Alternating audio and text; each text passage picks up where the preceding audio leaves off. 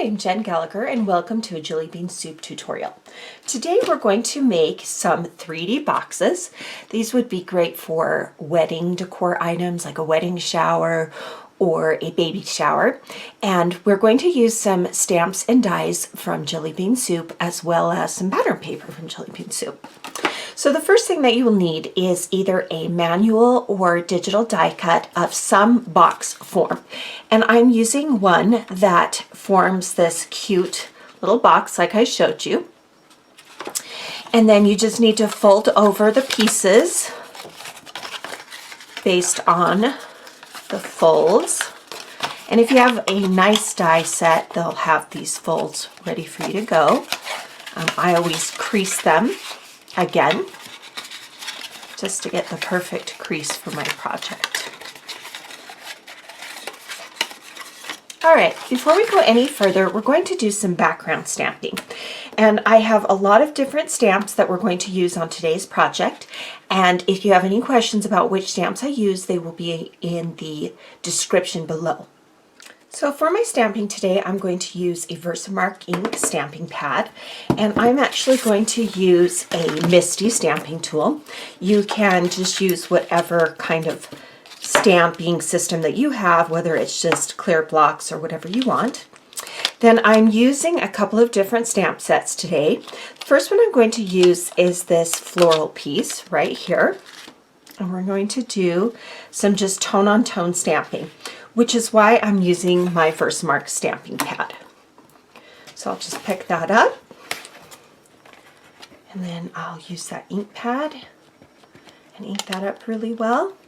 And the reason why I like using a Misty stamping tool is that if I don't get a nice solid image the first time, I can come back and stamp it again.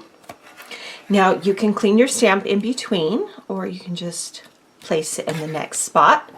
Pick it up, and then again ink that stamp.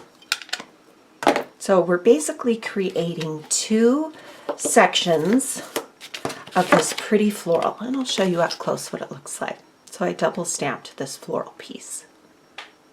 All right, the next shape that I stamped is this beautiful label shape, and this is from the Spoonful of Soul stamp set, and this is what the stamp looks like. And I have stamped that one in a Memento ink pad that is called London Fog, and it is a nice gray ink pad. And then you can see here my magnets actually broke, but I still use them. And I'll just magnetize them. There is a magnet below here.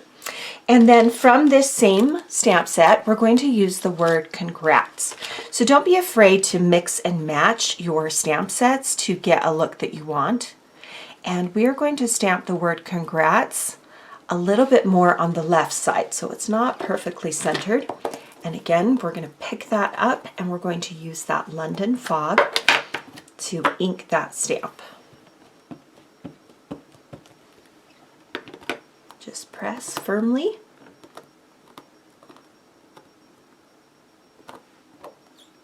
And then you'll get that word congrats. Now this ink will continue to dry and it will look a little less blotchy.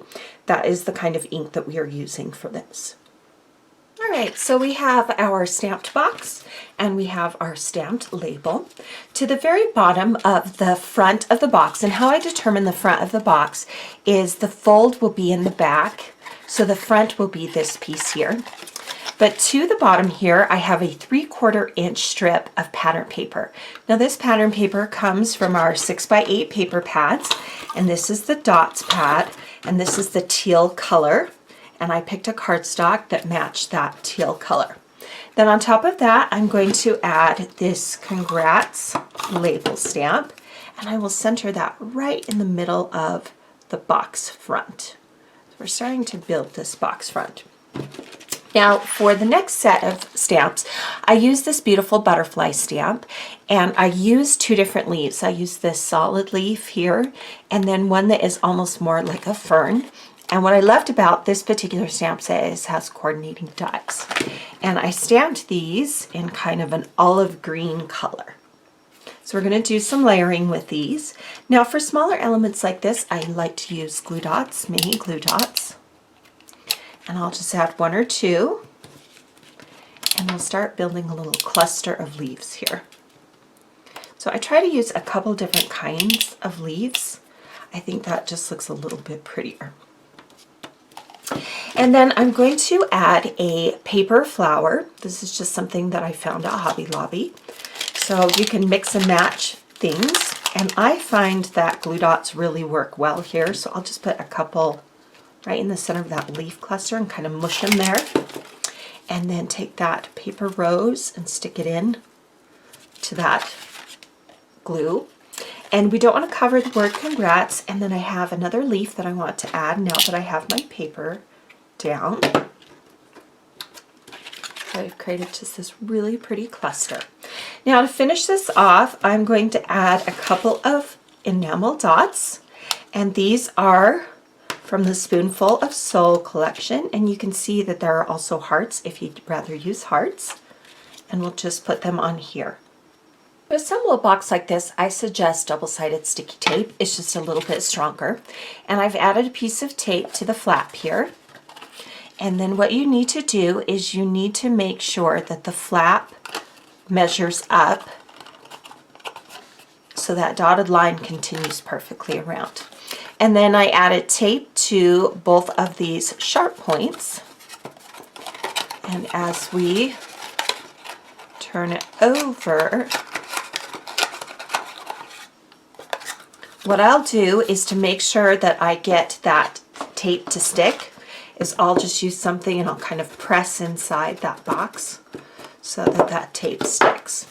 Now with a box like this, the two flaps at the top bend inward and you want to fold that other piece right on top and pull that through.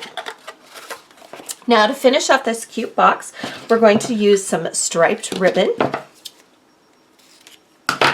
And we'll just tie a little bow at the top. Now you'll want to leave this step till after you've added your gift or little treat inside. So just tie a bow to the top and then go ahead and trim it and fix the bow.